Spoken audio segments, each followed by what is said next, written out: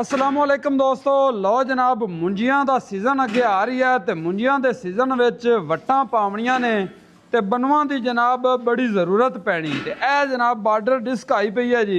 भाई अल्लाह दिते new Gausiya मैरिया ज़रई industry दे तैयार किए हुए जनाब बन्नू आ गए तो भाई अल्लाह इत्ते कोलों जानने जनाब ये एवें थोड़ू से ये बल्कि सेल लगी हुई है इत्थे, यानी कि इन्ने सस्ते जड़ा ना थानू इत्थों जनाब बन्नू मिलन जा रहे ने कि तुसी आप खुद ही हैरान हो जाओगे। मार्केट नालों बहुत ही सस्ते बन्नू।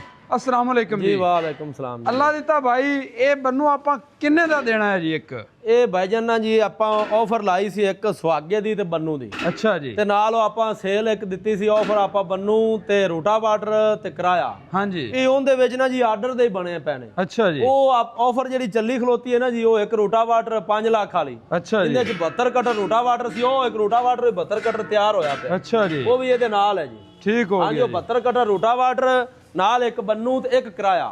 ਇਹ 5 ਲੱਖ ਰੁਪਏ ਦੀ ਆਫਰ ਆਪਾਂ ਲਾਈ ਸੀ, ਤੁਹਾਡੇ ਵੀਡੀਓ ਤੇ ਲੱਗੀ ਹੋਈ ਸੀ, ਉਹਦੇ ਤੇ ਹੀ ਇਹ ਚੱਲੀ ਜਾ ਰਹੀ। अच्छा जी। ਹਾਂਜੀ, ਇਹ ਆਫਰ ਵਿੱਚ ਬਣੇ ਪਏ ਨੇ। ਅਗਰ ਵੈਸੇ ਕਿਸੇ ਕੱਲਾ ਲੈਣਾ ਹੈ ਨਾ ਜੀ, ਜੀ। ਇਹ 55000 ਰੁਪਏ ਦਾ ਜੀ। अच्छा जी। ਸਿਰਫ 55000 ਰੁਪਏ। किसे कल्ला लेना है तो सिर्फ 55,000 ਸਿਰਫ 55000 ਰੁਪਏ ਦਾ। ते जे अगर तिन्ना उजारां वाली ऑफर लेनी ਹਾਂਜੀ, ਉਹ 5 ਲੱਖ ਰੁਪਏ ਦੀ ਚੱਲੀ ਹੈ। ਆਰਡਰ ਦੇ ਤਿਆਰ ਹੋਏ ਪਏ ਨੇ, ਜਾ ਰਹੇ ਨੇ ਜੀ। 72 कटर रूटावेटर। ਹਾਂਜੀ, ਇੱਕ ਕਿਰਾਇਆ 10 ਫੁੱਟਾ ਤੇ ਇੱਕ ਇਹ ਬੰਨੂ।